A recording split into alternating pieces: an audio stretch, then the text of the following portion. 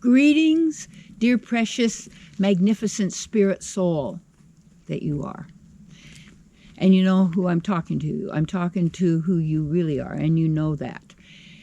Because that's where we really want to communicate. Because all the rest is story, narratives, I'm right, you're wrong, I'm good, you're bad. You know, you have more than I do, I have less than you do. It's all about these concepts and thoughts. You got to get beyond the thought to the thinker, and get beyond the thinker to the knower, the beer, the being of total wisdom, and that's who you are. My topic, changing instantly. See, changing instantly. And what happens is it's all about these concepts and beliefs that we tend to agree with. Like, say, someone says, you know, you can't find a job out there in the world. It's really tough to find a job. Okay. Yeah. For them, it's really tough to find a job. That's true for them. You're not saying it isn't. It is for them. But you don't have to accept that for yourself. When I was pregnant with my second daughter, Rebecca, I made an oil painting out in the backyard. I was painting. There was a pot of big flowers, big sunshine flowers. And then when I had my ministry in San Diego, we had an auction, and a dear person bought that for $2,000 to donate the money to the church. So I could say I sold my painting for $2,000, which is actually true. It did sell for $2,000, and it went to a good, worthy cause. But anyway, I wanted to prove that you don't have to be a starving artist. And what people are doing is they're proving continuously how much they've suffered. And I was talking to some people recently that just sharing a lot about all of their family troubles and their problems and all these things going on. And yet people don't realize there's kind of a pride in how many problems they have, and who you told off, and who tried to steal your money over here, and who backstabbed you in the family and got you here. And here's all this hate. Well, who generates all this hate? Well, you take a look. Money. Who's going to get the money? Who's going to get the business? Who does mom like better or dad like? And then these stories are built. I was talking to someone also, and it was really hard for me to realize, or to just get why that person would be making up those stories, because as I knew the person, I never saw that happening, or it wasn't in my mind, or it wasn't other people are dealing with. But you see, it doesn't matter. People make up stories. And what happens with the mind, whenever something occurs, no matter what it is, it could be, you watch an accident where someone bent somebody else's fender on their car, and you're there. And anyway, all the witnesses are going to have a different story. And for sure, the person who is in the bump car and then the person in the bumper car, they're going to have a different story. And then they're going to lay over all the stuff of all what their family members are going to say. Oh, loser, you had an accident. When did you do that? What's the matter with you? So then you got all these people. Then you got all the squabbles that are going to come. See, all of this is a distraction, because all of that energy takes away from us. And we say, well, I want to change that. Well, how do you change everything instantly? You stop.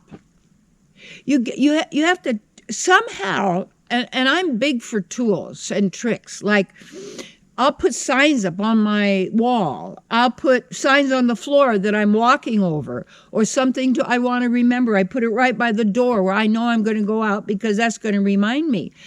And actually being a teacher of this, and a writer, and writing articles for people and counseling people, it's so beautiful, because it helps me stay centered in who I am, so that I can be centered and in God consciousness, be able to help others, because I know the truth. I know how it works, and that's what I hold to. So instant change is the moment you just stop. And you've got to have time by yourself where you don't have music, words, someone talking to you, lights flashing while you're trying to sleep at night, sounds, and to get somehow into nature. And and to have a place, a special place. And so whenever anything is going on out there that seems so completely confusing, it completely taking you over, stop, breathe. Really important, probably aren't breathing. People, when they're afraid, they either stop breathing or they're or like they don't breathe at all. It's like, breathe, get back. How are you right now? And then when you're here right now, you can consciously choose what you want to do. Instead of being a creature of habit where you react to so-and-so because they triggered you or they always pull your chain and I'm going to fillet them and I'll get them the next time and game on. Is that valuable for you? How's it working for you? Are you really getting what you want, or what is it really you want to prove something? Prove someone harmed you? Prove you're just a loser? Prove you're better than what is this? Who told you have to prove yourself? You don't.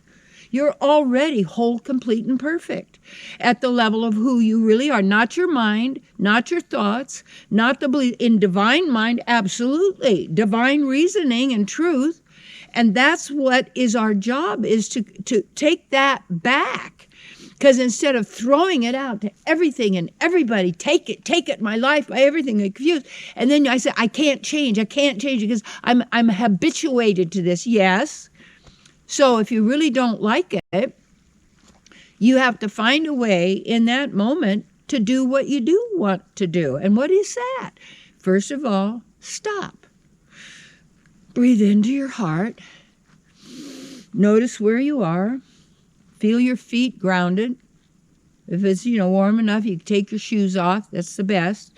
Could be sit on the lawn or out in the yard, or go find a tree and lie down, and you could take a blankie out there. Even take a nap out onto the earth somewhere in a nice place, but to center yourself and to go, hey, this is my life to live as I choose, and I'm an eternal being. And you take a look at all the places you're giving your energy out there, all the stuff that's happening, everything that's so automatic that you're just running after it and running after it and running after it. Did you really believe that the purpose of you as a living entity is to be a product, is to be something that is a cog in a machine and on an assembly line and a consumer and a this and that and all of that? That's the way they are out there. And look at what's happening with diseases and world problems and all of this. Take your power back in this moment. Stop. Breathe into your heart. Center yourself right where you are. All is well. Say that. All is well. Say that. All is with you right this moment. This moment. I'm not saying tomorrow, Pat. This moment. Don't bring anything into this moment you do not want there. And the key is to become so conscious. Because I know something I'm so conscious on and other things I'm not conscious on at all. But now I know I'm not conscious on that. I can bring my consciousness to that if I choose to. And find ways that I can, if I need to remember something, that I find a way to support myself in remembering that, because that's what I needed to do. You see what I'm saying? So that's what it is. Instant change. And in that moment, you pause. Now you make a conscious choice instead of going from habit or whatever. And then, first of all, be enthused. This moment is the first moment of the rest of your entire existence. And if you master the moment, my dear, you have the mastered of life.